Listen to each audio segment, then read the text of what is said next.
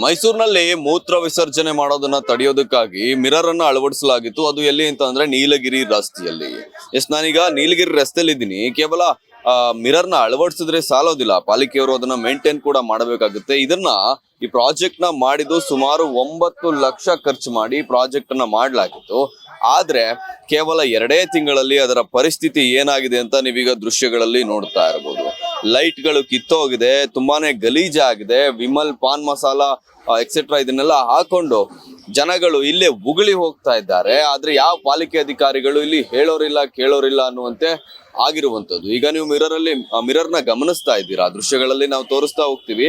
ಅದಾದ್ಮೇಲೆ ಕೇವಲ ಪಾಲಿಕೆ ಜವಾಬ್ದಾರಿ ಅಷ್ಟೇ ಅಲ್ಲ, ಸಾರ್ವಜನಿಕರ ಜವಾಬ್ದಾರಿ ಕೂಡ ಆಗಿರುತ್ತೆ. ಈ ಪಾಲಿಕೆ ಏನಾದ್ರೂ ವಿನೂತನವಾಗಿ ಟ್ರೈ ಮಾಡಿದಾಗ, ಅಧಿಕಾರಿಗಳೇನಾದ್ರೂ ಟ್ರೈ ಮಾಡಿದಾಗ ಅದಕ್ಕೆ ಸಾರ್ವಜನಿಕರು ಕೂಡ ಬೆನ್ನು ತಟ್ಟಿ ಪ್ರೋತ್ಸಾಹವನ್ನ ಮಾಡ್ಬೇಕಾಗತ್ತೆ. ಆದ್ರೆ ನಮ್ಮ ಸಾರ್ವಜನಿಕರು ತಂದಿರುವಂತ ಪರಿಸ್ಥಿತಿನ ನೀವು ನೋಡಿದ್ರೆ ಇಲ್ಲಿ ಬೇಸರ ಆಗುತ್ತೆ. ಯಾಕಂತಂದ್ರೆ ಇದೊಂದು ವಿನೂತನ ಐಡಿಯಾ ಆಗಿತ್ತು. ನಾವು ಮಾಧ್ಯಮದವರು ಪ್ರತಿ ಸಲ ಎಲ್ಲವನ್ನು ಕೂಡ ಟೀಕೆ ಮಾಡ್ತಾ ಇರ್ತೀವಿ, ಎಲ್ಲವನ್ನ ಪ್ರಶ್ನೆ ಮಾಡ್ತಾ ಇರ್ತೀವಿ. ಆದ್ರೆ ಇದನ್ನ ನಾವು ಕೂಡ ಅಪ್ರಿಶಿಯೇಟ್ ಅನ್ನ ಮಾಡಿದ್ವಿ.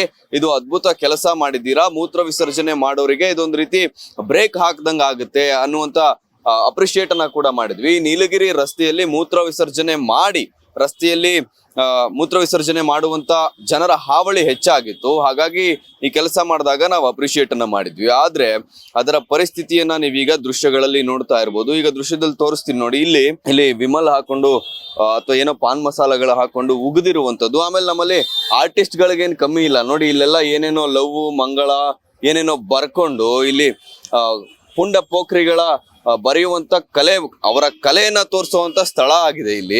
ಈ ರೀತಿ ಮೇಂಟೆನೆನ್ಸ್ ಅನ್ನ ಮಾಡಿದ್ರೆ ಅಧಿಕಾರಿಗಳು ಏನ್ ನೋಡಿ, ಇಲ್ಲಿ ವಿಮಲ್ ಹಾಕೊಂಡು ಉಗಿದಿದ್ದಾರೆ, ಇಲ್ಲೆಲ್ಲ ಕಿತ್ತೋಗಿದೆ. ಲೈಟ್ಗಳ ಪರಿಸ್ಥಿತಿಯನ್ನ ಕೂಡ ನಾನೀಗ ತೋರಿಸ್ತೀನಿ. ನೀವು ಮುಂದೆ ಹೋಗ್ತಾ ದೃಶ್ಯಗಳಲ್ಲಿ ನೋಡ್ಬೋದು. ಇಲ್ಲೆಲ್ಲ ಏನೇನೋ ಬರ್ದಿದ್ದಾರೆ, ಉಗಿದಿದ್ದಾರೆ. ಇಲ್ಲೇ ಕೆಲವೊಂದಷ್ಟು ಜನ ಮೂತ್ರ ವಿಸರ್ಜನೆ ಕೂಡ ಮಾಡ್ತಿದ್ದಾರೆ. ಮಿರರ್ ಇದ್ರೂ ಕೂಡ ತಲೆ ಕೆಡಿಸ್ಕೊಳ್ತಾ ಇಲ್ಲ. ಯಾಕಂದ್ರೆ ಈಗ ಮಿರರ್ ಅಲ್ಲಿ ಕರೆಕ್ಟ್ ಆಗಿ ವಿಸಿಬಿಲಿಟಿ ಇಲ್ಲ, ತುಂಬಾನೇ ಗಲೀಜಾಗಿದೆ. ಒಂದು ನೀರ್ ಹಾಕೋರಿಲ್ಲ, ಒಂದು ಒರೆಸೋರಿಲ್ಲ, ಏನೂ ಮಾಡ್ದೇನೆ ಮೇಂಟೆನೆನ್ಸ್ ಹಾಕಿ ಮಿರರ್ ಹಾಕಿ ನಮ್ ಕೆಲಸ ಆಯ್ತು, ಇನ್ನು ಮಿಕ್ಕಿದ್ದೆಲ್ಲ ಸಾರ್ವಜನಿಕರೇ ನೋಡ್ಕೊಳ್ತಾರೆ ಅನ್ನೋಂಥ ರೀತಿಯಲ್ಲಿ ಅಧಿಕಾರಿಗಳು ಬಿಟ್ಟು ಹೋಗಿದ್ದಾರೆ.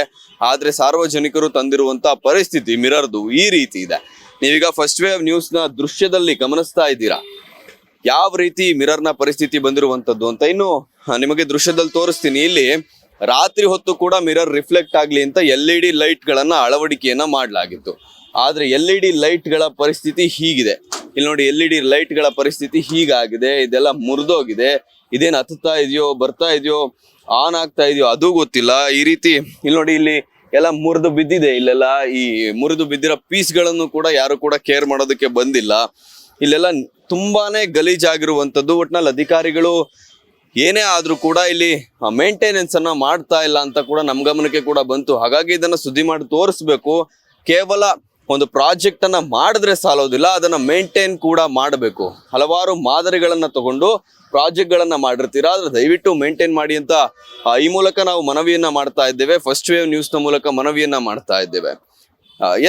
ಇದಿಷ್ಟು ಮಿರರ್ನ ಪರಿಸ್ಥಿತಿ ಆಗಿರುವಂತದ್ದು. ಕ್ಯಾಮ್ರಾ ಪರ್ಸನ್ ರಕ್ಷಿಶ್ ಜೊತೆ ಸುಬ್ರಹ್ಮಣ್ಯ, ಫಸ್ಟ್ ವೇವ್, ಮೈಸೂರು.